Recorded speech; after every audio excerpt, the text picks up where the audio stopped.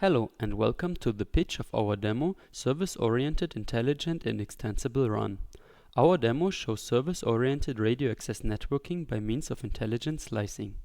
The foundation is a flexible and modular slicing system, decoupling slice scheduling from user scheduling. A control and management framework consisting of a base station local agent and a RAN controller controls the base station. It can also dynamically customize the base station and extend its functionality with applications and RAN functionality from the network store, similar to an app store. The IMSI application auto-associates users to slices in order to offload the controller from decisions that can be taken locally at the base station, showing extensibility through RAN apps.